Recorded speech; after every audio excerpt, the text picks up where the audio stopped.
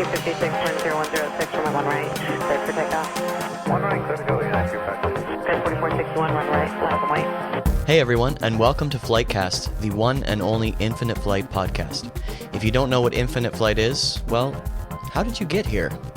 I'd love to hear about it if FlightCast introduced you to Infinite Flight, so shoot me a message. Either way, Infinite Flight is a mobile flight simulator that you can download for Apple and Android devices that is quickly climbing the ranks of the top grossing games in the App Store. With me as always in the FlightCast virtual studio is Mr. Skyhawk Heavy, Mark Denton. Hey Mark. Hey buddy, what's going on? Oh, nothing, just getting excited to interview our guest today. I know, I'm getting excited too.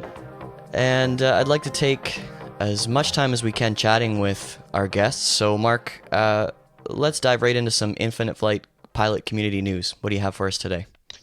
The biggest thing that came out here recently was the new XP, minimum XP, to be able to get onto the advanced, the expert server. Actually, if I could just interrupt for a second, yeah, I would say that the biggest thing to happen in the last week is that you got a new piece of equipment. You know what? I did. Ooh, I did. And I'm that. so glad that you brought that up. As you know, with the tutorials that I do, for a 3-minute tutorial, it was taking me anywhere from 6 to 8 hours to do a 3-minute tutorial because my MacBook, 6 years old, but it was just so freaking slow. That seems efficient. Yes, and it's slower than me talking. So Wow.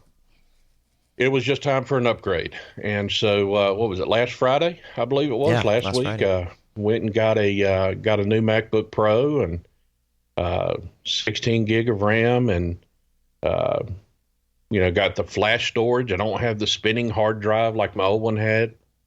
It's just lightning fast, man. I'm going to be willing to bet that this thing can keep up to anything you ask it to do immediately. It's actually faster than me. Shocking. It's like, yeah, I've already had a couple of times that, come up and say, all right, Skyhawk Heavy, are we going to continue? And I'm like, dude, I'm still typing. This is great.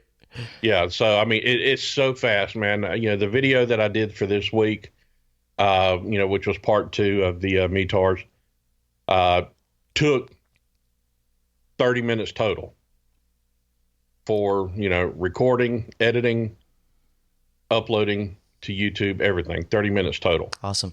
Well, I want to hear about the new video, but first let's go back to before I interrupted you. Yeah, so basically, we increased the minimum XP for the expert server. And the reason for that is just simply, we have a lot of people that were flying on the expert server that still were not following instructions. People, we still have the Nimrods. They're out there. Yeah. And so we had to do something not to intentionally reduce traffic, but to basically hold the expert server up to its name of being the expert server. Right. So, you've got the training servers now, which gives you a transition to work on for both pilots and for the controllers. And then you work your way up and you have that achievement along with the other, not being ghosted, not having any violations within the last 90 days, so on and so forth. And then to be able to reach that pinnacle of being able to fly on the expert server. Yeah, and guys, a good way to once you finally get to that XP level where it lets you on the expert server, you've still got to fly under the direction of air traffic controllers if you're in a controlled airspace. So I would encourage everyone just to go to the Infinite Flight YouTube channel that Mark and Tyler have worked really hard on and just devour those videos, especially the ones that Mark creates, to help you get a good understanding of what's expected of you when you're in a controlled airspace on Infinite Flight. Yeah, I do several, some in solo mode when I'm trying to focus on one particular thing, but then there's others that I do with live traffic and, or live air traffic control. So the YouTube channel, Tyler and I have worked really hard on just really boosting that channel up. And, we've gotten a lot of new subscribers, a lot of great suggestions, a lot of great compliments. And, we're getting a lot of feedback from people that say, hey, this really helped. Oh, I had no idea about that. I thought a go around was that I'm going around for a touch and go. People have actually learned from it, which is the entire goal of it. So that's great. So that's great. But just currently working on the METARS series right now, breaking it down. I went over the full METARS in a quick summary of how to read it.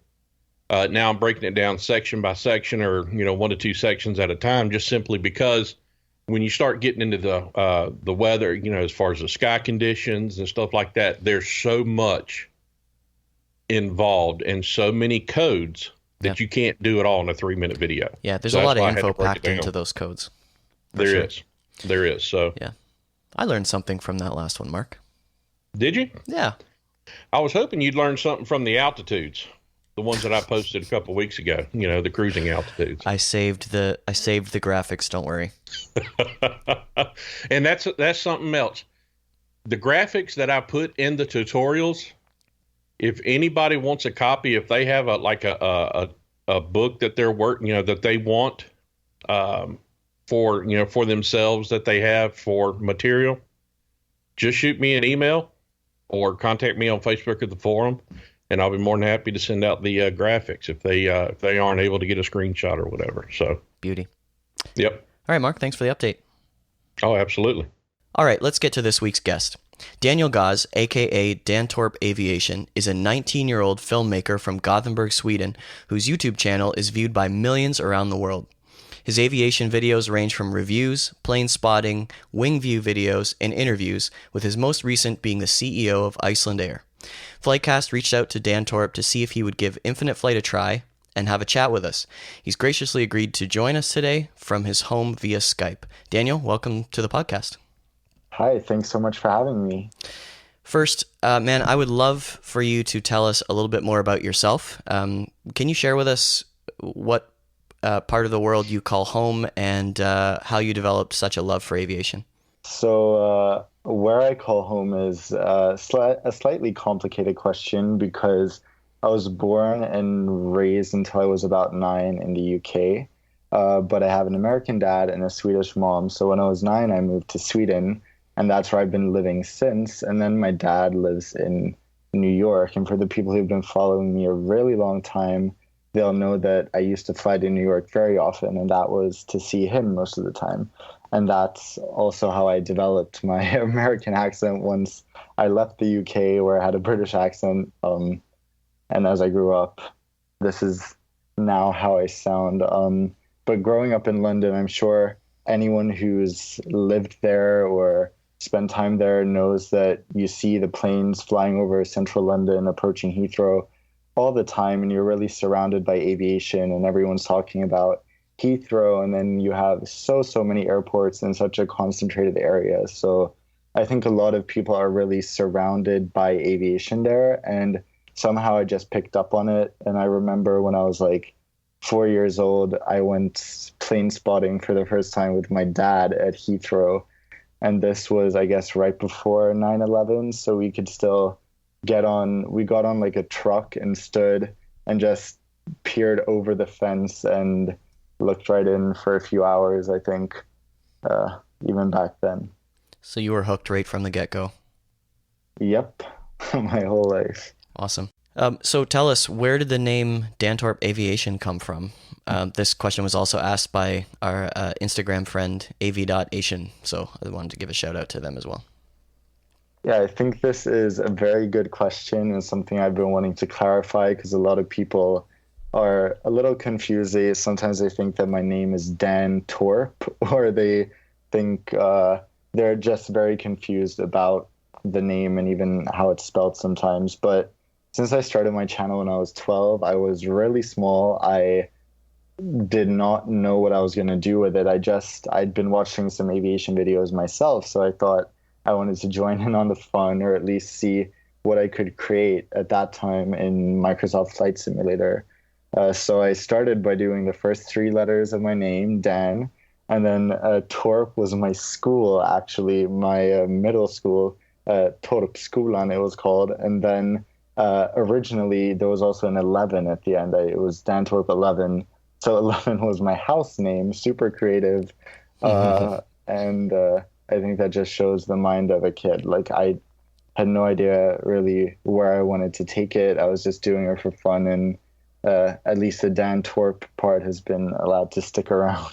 Yeah, that's awesome. At 12 years old, you started your YouTube channel.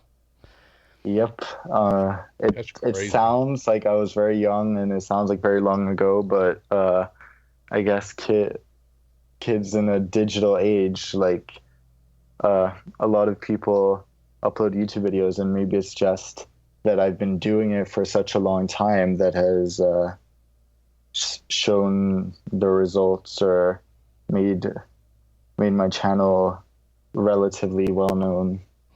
Yeah, it's just awesome to see it kind of, it must be cool for you to see it just kind of grow organically over time, and it's kind of grown with you, Exactly. as you've become an adult. Yeah, definitely. And at different phases in my life, I've been able to grow in different areas. And now recently, especially after graduating high school, you graduate high school when you're 19 in Sweden. So I graduated just in May. It's been fun to see, with this extra time and with all the lessons I've learned during these last years of school, how I can apply these to really help me grow my channel as well. And I think it's given me some unique experiences growing up with a creative outlet like this on my side. Yeah, cool. That's pretty cool, man. I mean, to start at 12 years old and to develop it to what it is today, just 7 years later. Hell, at 12 years old, man, we didn't even have the internet when I was 12. Exactly. Who knows if you would have done the same then? It's a very new thing, and I think I'm one of the first years that had the possibility to do this at such a young age. Oh, yeah, absolutely. I mean, at 12 years old, we were just a bunch of dumb out in 90-degree heat, drinking hot water from the water hose. And just poking dead things with sticks, right, Mark? Heck, poking dead things with sticks. One of my favorite pastimes. Yeah. So, but at what point did you actually decide to take your love of aviation and travel to the next level, besides just, starting something, because it sounds like it kind of started really almost as a hobby, and just as for your love for aviation. But when did it actually hit you that, hey, you had this epiphany that you really wanted to take it to the next level?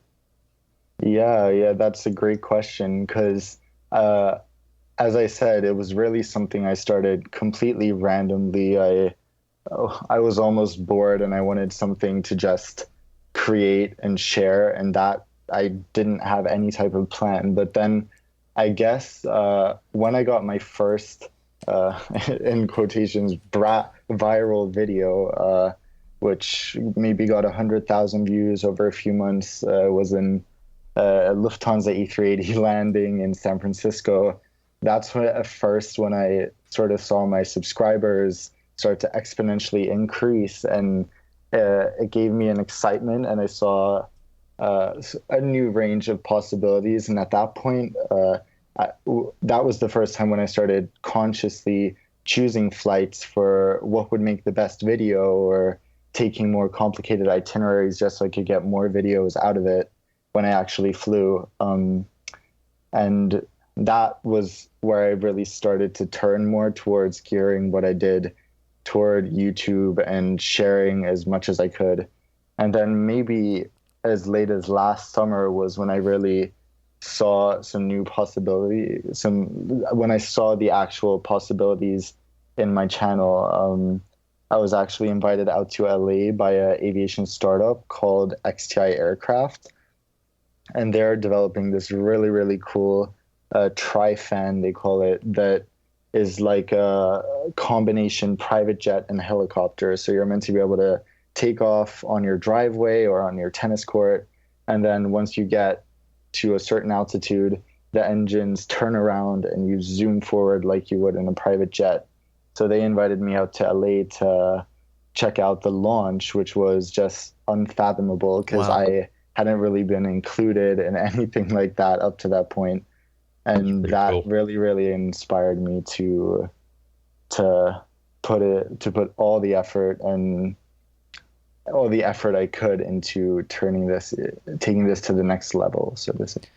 Which is great because and the organic growth that you've had from all of this and just this passion is just absolutely amazing on how it's grown to what it is today.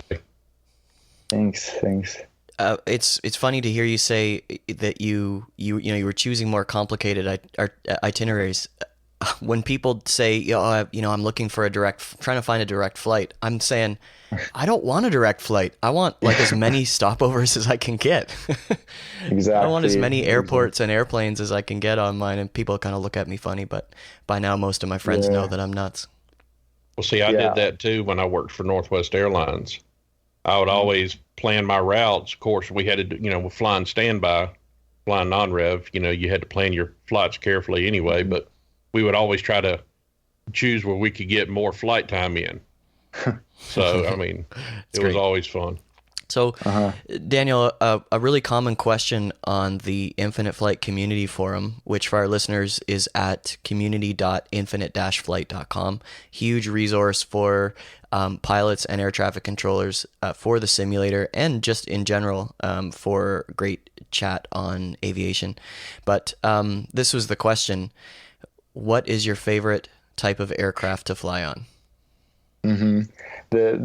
This is sort of a hot topic, but I'm gonna say the A380 because honestly, I think most people who have flown the A380 really, there's something so different about it. And I love the 777 and the 757 is one of my favorite planes aesthetically. But I just think from a passenger perspective, the A380 is so much more revolutionary than even the A350 in a way, and it just feels so special every time you board, and you're just in awe of all the natural light and the height of the ceiling on the bottom floor. So if I can, I usually try to, or if there's a routing where I can involve an A380, I like to do so. And also those videos are very popular, so that's the added bonus. If you get a chance, Daniel, you can listen to a couple episodes. There's one episode we had called Boeing versus Airbus where we had our friend Arnout from the Netherlands. He flies for a Middle Eastern airline on the A380. Yeah. And he talks with our buddy Melvin, who's a 777 pilot, and they kind of duke it out a little bit. And then there's another one on the A380 with just Arnout by himself, and you can just kind of hang on every word because it's so interesting. And he said at one point, I said, does it feel like you're flying an airplane? He said, no, it feels like you're flying a hotel. Yeah. It's almost as quiet as a hotel sometimes. It's eerie, but yeah, I'll definitely give that a listen. Yeah. It sounds interesting. Well, Melvin flies the 777. Arnout pushes buttons on the 380. Yeah. Okay. All right. So if you can tell, Mark's a little bit partial to the Boeing variety, but yeah, they both make great planes. It's a matter of preference. That's true. It's a good healthy competition. And I realize you probably want to stay fairly unbiased on air, so I'm not going to ask you who the worst is, but if you're able to, can you share with us a few of your favorite airlines to fly, and do you have an all-time favorite? Yeah, so funny. When I was a kid, I used to be obsessed with Continental Airlines. I thought they were the best, but I think at that point I hadn't really flown that many other airlines. That could be why. Unfortunately, I don't think the U.S. airlines are really top of the rank anymore, unfortunately. And I've yet to fly quite a few airlines in the top 10, but my most flown airline is Lufthansa, and I feel that they offer a really consistent experience, and I always know that I'm going to have a polite crew, good food, and of course, great aircraft and interiors when I fly them. So I really do like them. And then for business class, obviously, I flew Singapore Airlines only on the short Manchester to Munich route, but that business class is just mind blowing. It's like sleeping it's bigger than a queen size bed, basically. And yeah, so I know I just mentioned Star Alliance Airlines. Now I'm trying to commit to one alliance, and hopefully that will be One World. But I'm finding it a little hard to find a good award program there. So We'll can you see. explain what you mean by that? What do you mean by you're trying to commit to one? Well, in the past few years for my videos, I really tried to fly as many different airlines as I could and connect in different airports so that I could get a little more diversity. Because in the earlier years, it was very much Frankfurt, Lufthansa, United, and that's fun as a flyer, but it's not always fun to watch the same thing over and over again. And it's also fun to see what other airlines have to offer. And now, what I used to be loyal to the Star Alliance, then I lost loyalty, and I've just found that One World really offer compelling benefits for their elites. And American Airlines would really be the no-brainer, except they really devalued their award charts and things like that recently. So I'm a little torn about the whole alliance thing. Well, if anyone of influence is listening, maybe you can help Daniel out with that. Try and sway I'd him. say Northwest, but Yeah, that didn't work out so well, did it, Mark? yeah, that didn't work out. No. Well, since you mentioned airports, Instagrammer, and I'm not going to say this correctly, but at Sambabal, I think is how you say it, Sambabal. I want to make sure I get that shout out in there. Sambabal? Something like that. We're wondering what your favorite airport is and why. So I'm sure almost every av geek or aviation fan who has ever flown to LAX loves the airport for its diversity in traffic, and there's just so many wide bodies there, which is a big part of the fun. But maybe from a passenger perspective, it's not the best airport, certainly not in the world. So in Europe, there are several great airports. I haven't been to Singapore or anything, but Copenhagen is actually a really, really good airport for connecting. Unfortunately, most of what you see are SAS A320s and like ATRs around there, so it's not the most exciting. But not that those aren't lovely aircraft, but when that's all you see, it gets a little bit mundane. Exactly. They're great if you see them in an exotic location, but then Munich is also really, really good. They're actually the only 5-star airport in Europe. And they have some really cool facilities like an airport spa and stuff that isn't even part of a lounge. Wow. Yeah, so it really depends what you're looking for. I have a favorite airplane airport, favorite connecting airport, and so on.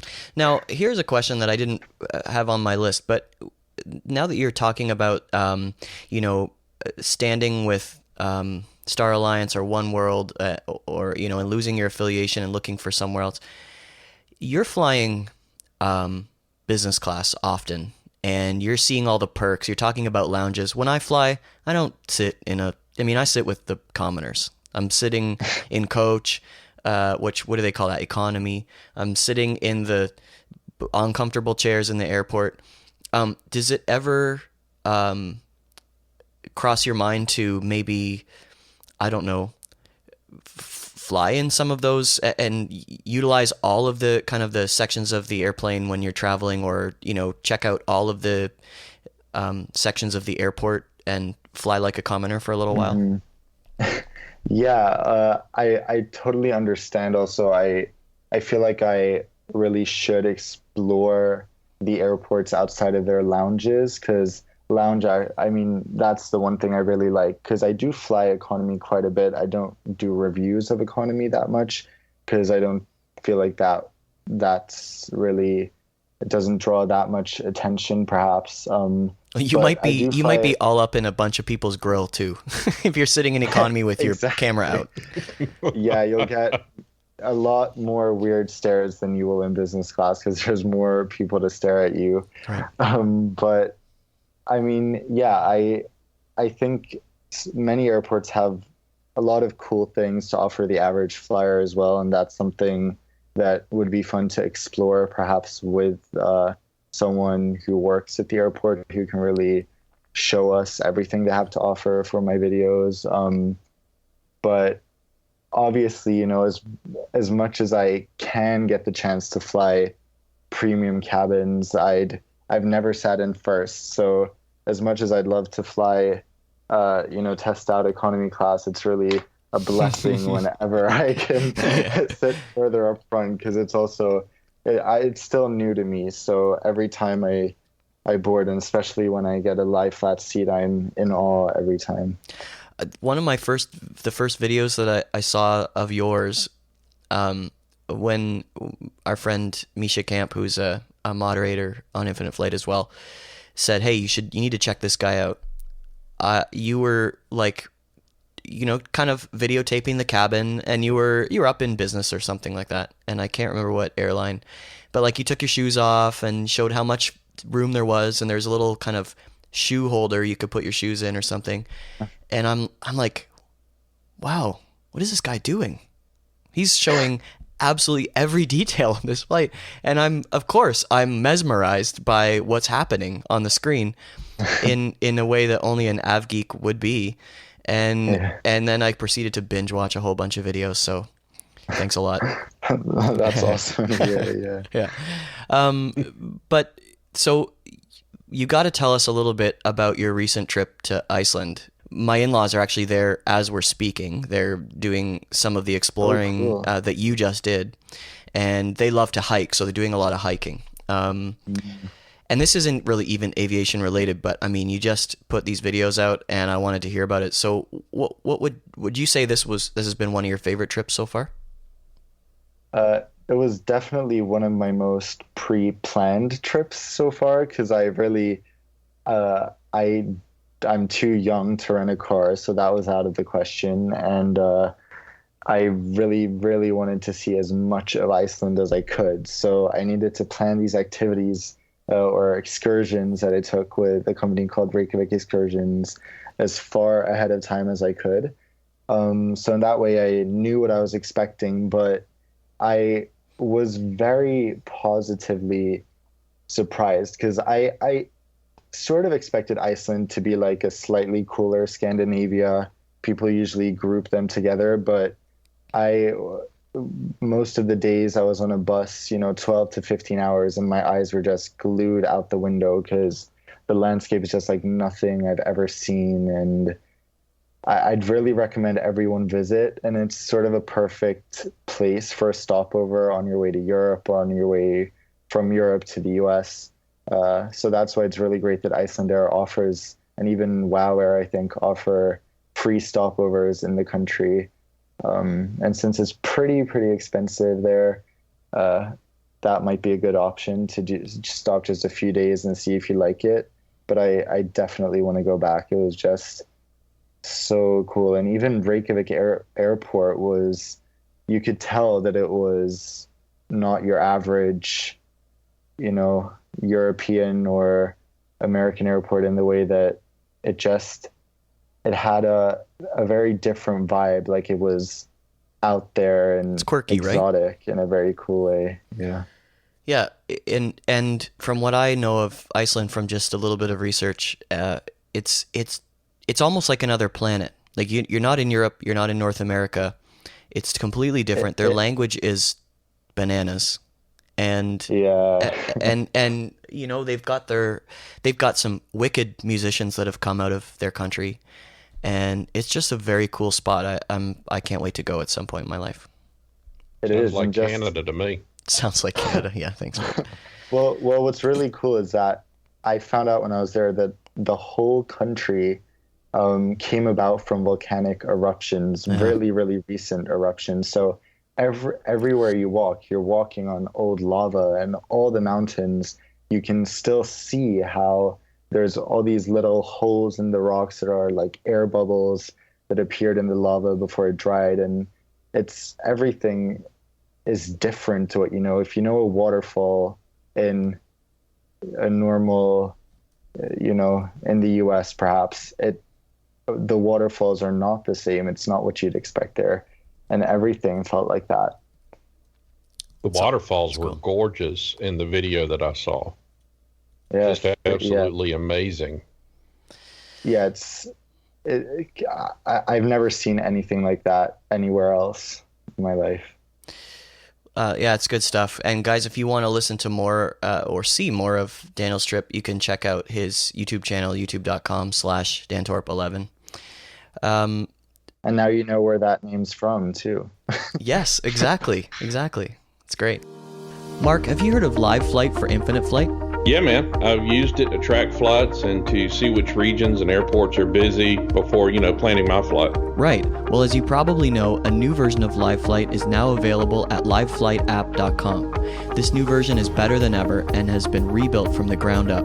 With a new design, more flight stats, a search feature, and airport information, tracking and planning your flight is easier than ever. Oh, man, I know. And now with the new downloadable KML files, you can download your flight data to any Earth browser, such as Google Earth. It's so cool. Absolutely. And if that wasn't enough, you can now subscribe to Live Flight Horizon, a new service for only $1.99 a month that provides real-time, worldwide airport information such as weather, runway data, and charts. It also allows you to search for flights, active ATC frequencies, and airports. And as a Live Flight Horizon subscriber, you'll also get much longer online sessions, and you'll be helping Cam to keep developing and improving this great app. So guys, make sure you head over to liveflightapp.com to give it a try, and also subscribe to Live Flight Horizon. It will make your infinite flight experience so much better. And now back to the podcast. Guys, let's get into a little bit of infinite flight talk, since that's the topic of the podcast after all. Our live ATC manager, Tyler Shelton, made a great comment to me the other day.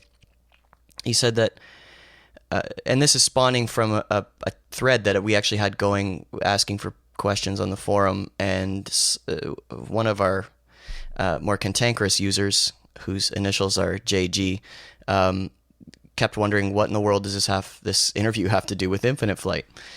And, or aviation, actually. And so, Tyler said that you have a great idea of what a true sense of flying is. You've been all over the world. You've flown on hundreds of aircraft and you're truly immersed in the world of aviation. Infinite Flight doesn't put as much stock into the eye candy, like 3D buildings and stuff like that, as they do flight physics, realism, and the true sensation of flying an aircraft. So who better to give an unbiased opinion and assessment than Daniel? So I couldn't have put it any better myself, and I thought that was a great comment. So with that, let's just talk a little bit about your infinite flight experience. I know you're new to the simulator, so I really, again, appreciate you taking some time out of your schedule to give it a try. What was your first impression? Well, I actually really, really enjoyed it. I played it the entire 3-hour flight home today, and I played it before then as well. But as I said, I used to be hardcore addicted to Microsoft Flight Simulator, and that's it's a very high-tech game, and I don't really have the time anymore to sit down on my computer and set the whole game up and work with installing liveries and whatever else. So that's sort of out of the question. So when I downloaded the game, I was that feeling almost came back to me. And I always, when I flew, I used to be so excited to go home and recreate the flight I just took or recreate the takeoff. Just so I could get a feeling of what the pilots had experienced or something like that. And I really, really thought it took me a while to get used to the sensitivity of the controls and stuff. And I remember it was the same on FSX.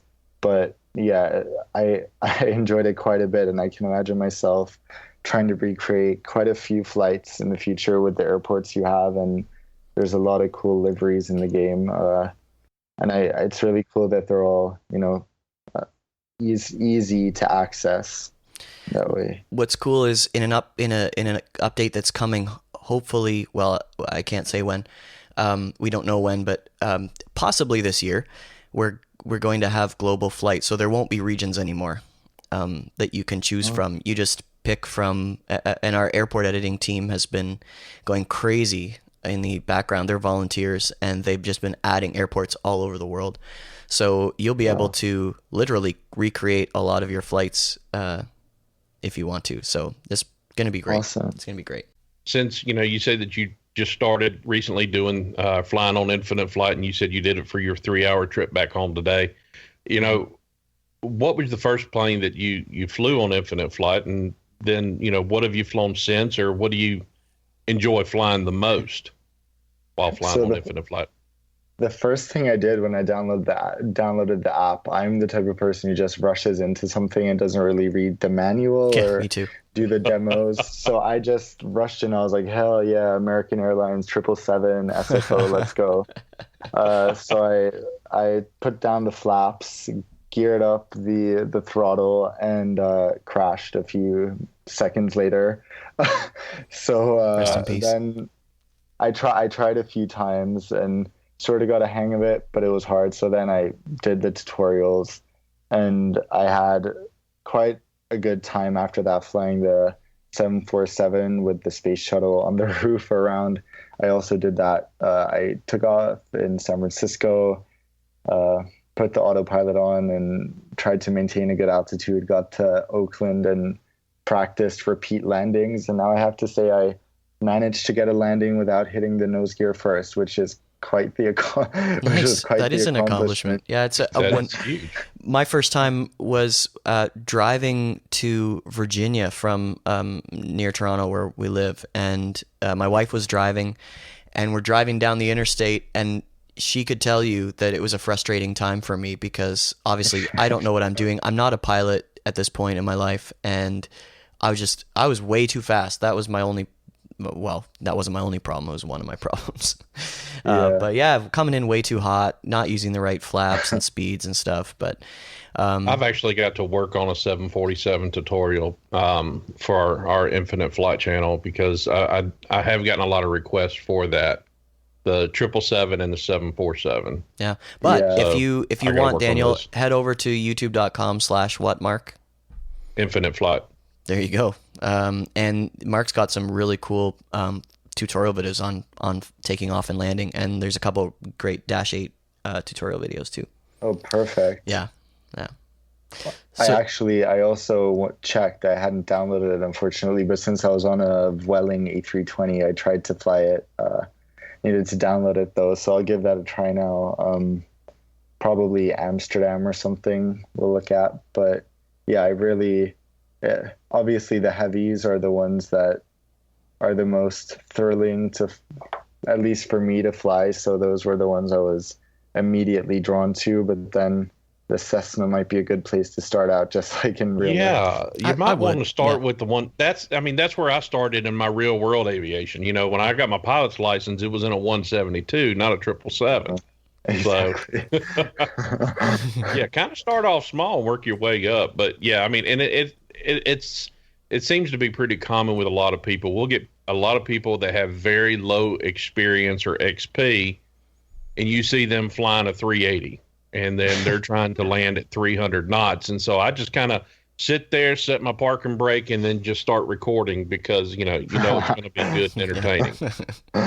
Don't worry, we probably won't record you when we finally see you flying, Daniel. Oh, well, thankfully there's a big time difference, so hopefully I'll be. You won't catch me yet. Well, we appreciate you taking the time to give it a whirl, and if you ever want to sneak a little Infinite Flight action into one of your videos, we're not going to stop you. Oh, of course I will. I'll be playing it on my next flight. Beauty. just like I did this one. There'll be your YouTube subscribers eventually are going to go, all right, you know what? We'd like to see other things other than you playing Infinite Flight. Then I'll refer them to you. Yes, please do. Well, let us know. We'll all go fly some Spitfires somewhere. Yeah. Actually, when you get a little more confident with your flying skills, let us know. We're going to head over to one of the training servers and we'll open a couple ATC frequencies for you and let you fly around. Awesome. It'd be Yeah. great. So, Daniel, can we get to a few Facebook and Infinite Flight forum questions that people had for you? Of course. We actually had some Instagram questions as well, quite a few.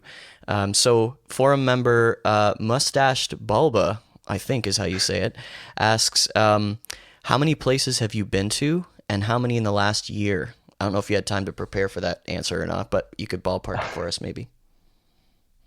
Well, the thing is, I've flown a lot between the same places. So I've been to about 25 countries maybe, but living in Europe, it's not as incredible as when you live in the US, perhaps. Reaching 25 countries from there is a bit harder.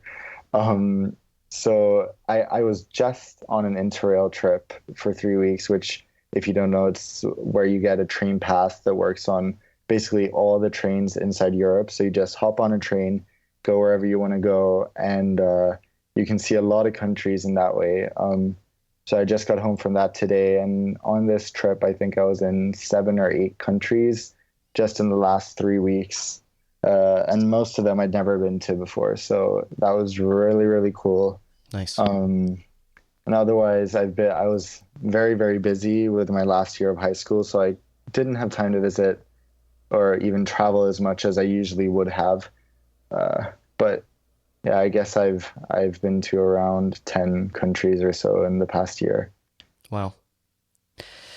John on the forum asked, what are your plans for the future? Future career, college, all that stuff? Well, that is yet to be determined. I have got into a college I really want to go to in San Francisco. I'm going to not talk too much about that today, but if I do end up going there, I've deferred, so that would be August 2017. So I have 1 year to really do as much as I can and hopefully make the channel almost self-operating so I can get some people to help me out. And well, you know, Daniel, if you're going to San Francisco, our developer team, 2 of them, the 2 owners of Flying Development Studio, live in San Francisco.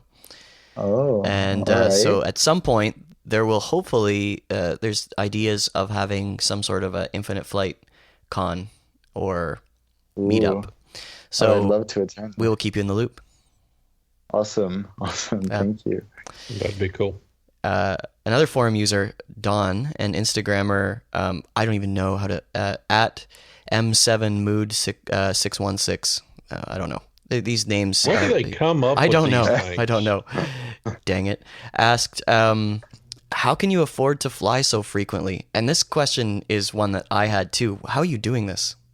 Yeah, that's probably my most asked question ever. And all I can say is I think it's really about what I choose to spend literally all my money on. Since I'm still pretty young, I live at home, so I don't have the expenses of an apartment or anything. I also don't have the expenses of college loans. So really all my income from work I do, be it YouTube, blogging, or other things, goes straight to flying. And that's basically all I spend my money on. So I'm very lucky to be able to do that. And it could be because of my age that I'm not too tied down financially. So, I wish I could give a secret tip or something. But I always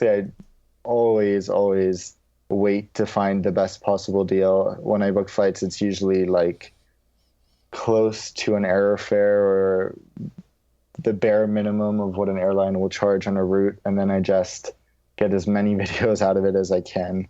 Like one time we were talking about crazy itineraries before, and this was a few years ago, but I booked the most insane thing just because I wanted to. It would basically include KLM's last MD-11 flight, one of Virgin's absolute first 787-9 flights, and All in I'd one get route? to go play.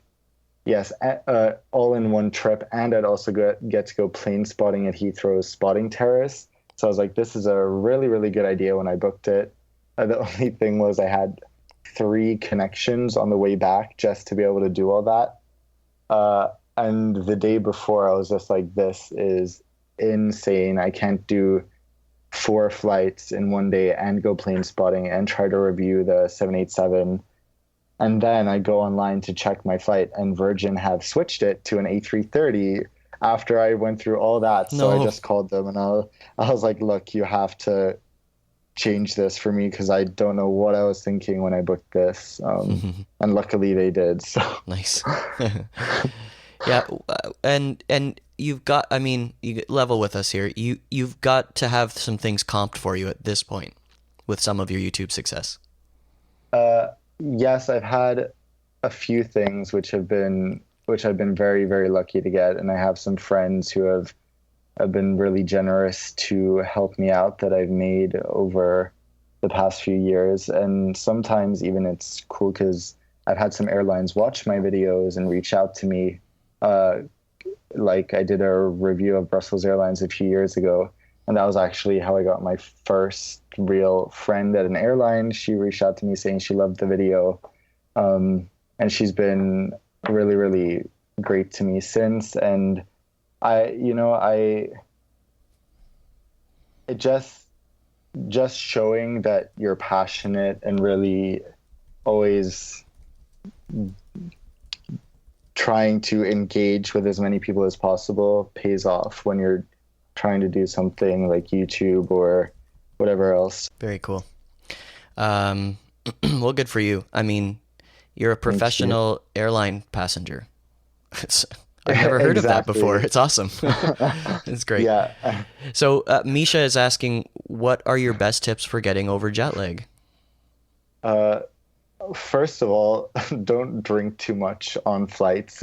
Some people love to do that, especially Swedes. I've had some flight attendants even joking with me about Swedish people's seeming abuse of free alcohol on flights.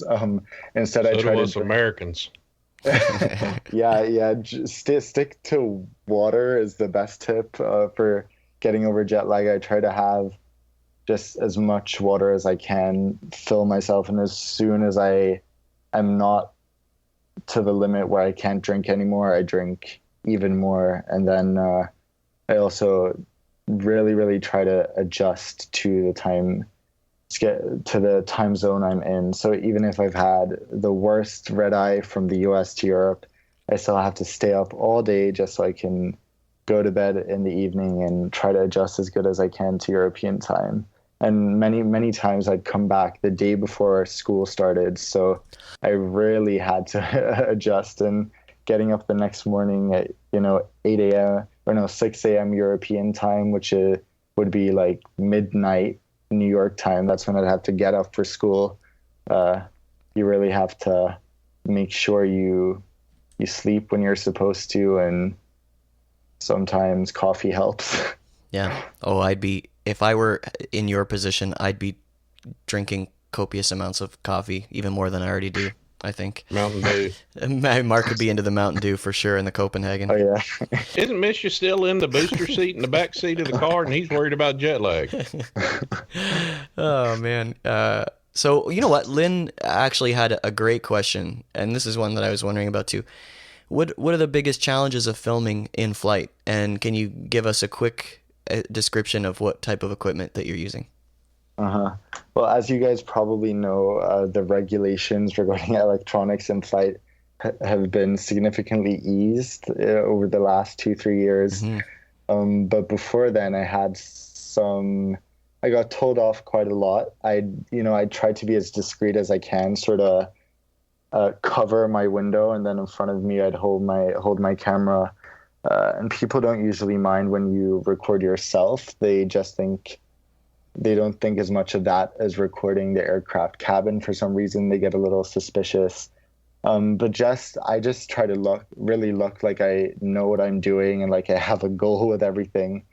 Um, and now that most airlines do allow you to record, as long as you don't catch the crew's attention too much, or really, it's usually what I do is I tell them beforehand, I'm like, I'm going to be recording a video on this flight, so maybe I could get a picture with you guys, or I'd really appreciate just if you let me do this when I'm doing a review at least.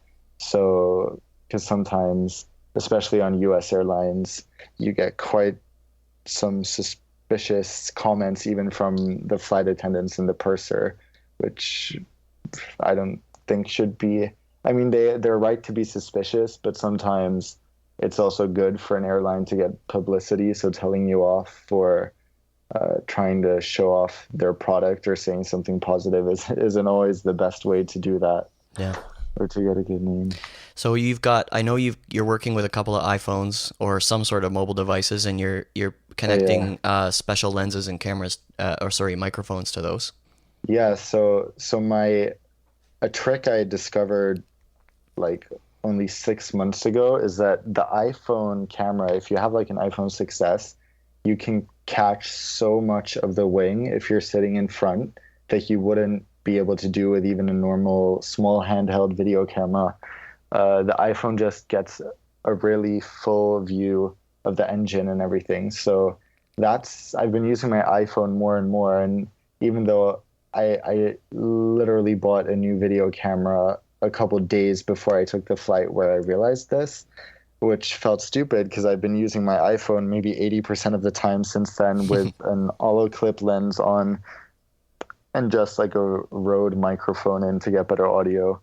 But I did just, now that I got home, have a Canon 80D waiting for me on my desk, which is super exciting. It's the camera that a lot of big YouTubers use. Yeah, and I beautiful. think it probably won't be too helpful for wing views, but for reviews and for sit down videos, I think it will do wonders. And it's fun to have a camera that's that good when you're doing as much videography and photography as I'm doing at this point. The thing I've discovered now when I use my iPhone, and when I started out making videos, I didn't use a very advanced camera, and you can get a wide angle lens for your iPhone, and sometimes you don't even need it for very cheap.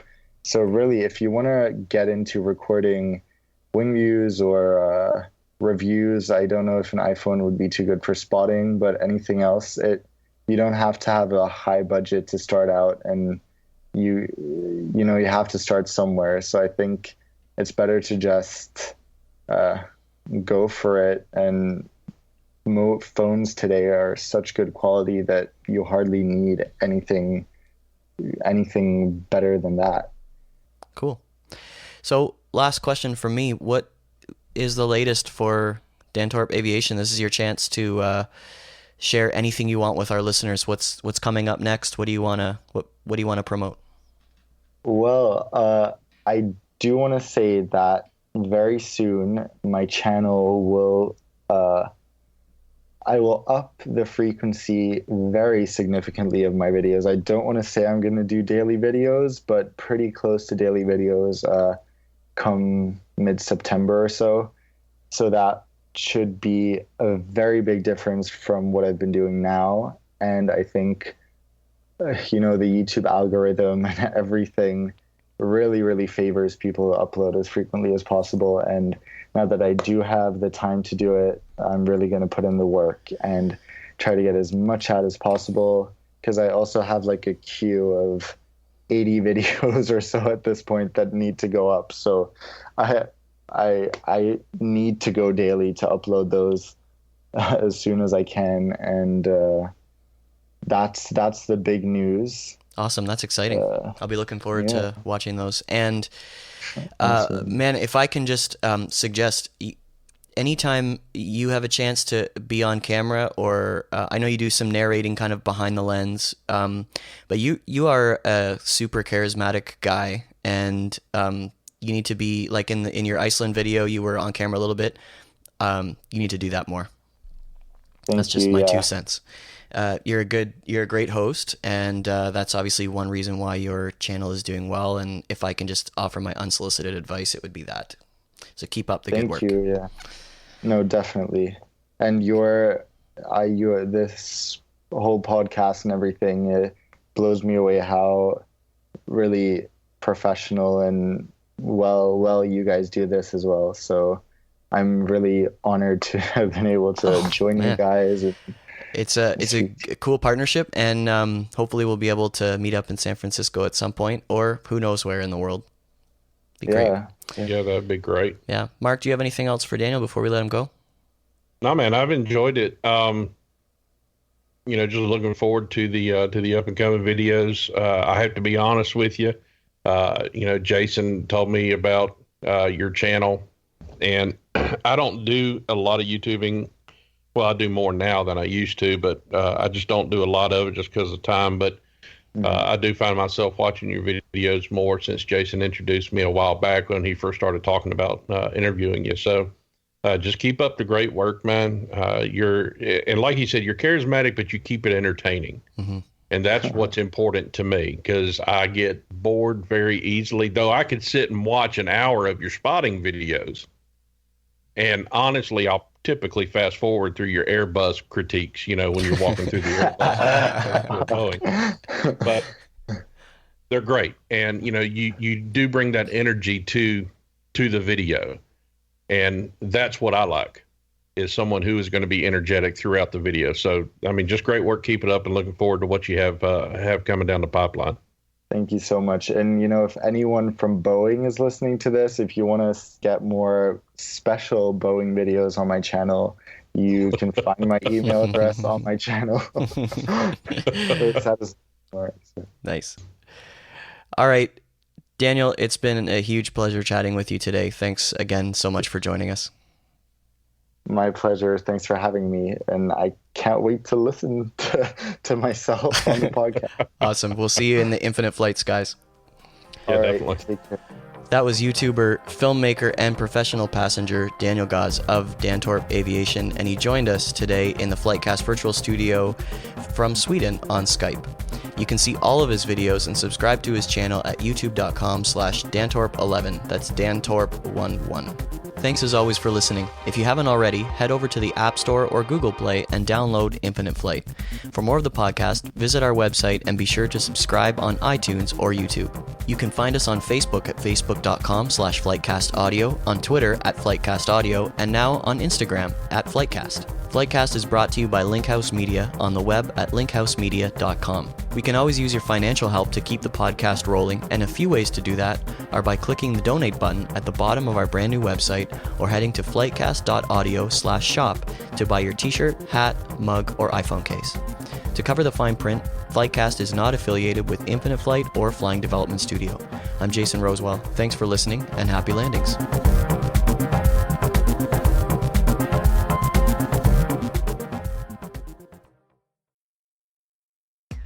Daniel, thank you so much for doing this. I really appreciate it. No, my pleasure. Awesome. It's fun to join you. Yeah, I'm glad you're finally doing this. Now Jason will shut up. Now he's finally talked to you. Yeah, it's been a long time in the works. Yes. I'm the one that's made FlightCast what it is today. Uh-huh. All right, cool. Yeah. All right. What I'll do is afterwards, I'll get your email address. I'm gonna send you a picture of me, my email address, my profile, so that way you can kind of point it out to some of the Swedish women. All right. If I can't get the hookup internationally. All right. Yeah. I apologize for Mark in advance. That's fine. Okay, let me check. It adds to the entertainment value. Yeah. OLLO clip. OLLO clip. Yeah, and it makes the view really wide angle, and I need those for my selfies. Oh yeah. I kind of shop for phones the way I shop for clothing. I'm always a season or two behind. See, I shop for clothing whenever, cotton season is in, because that's, that's about the only time I can get my clothes. Spoken like a true Southerner. Yeah.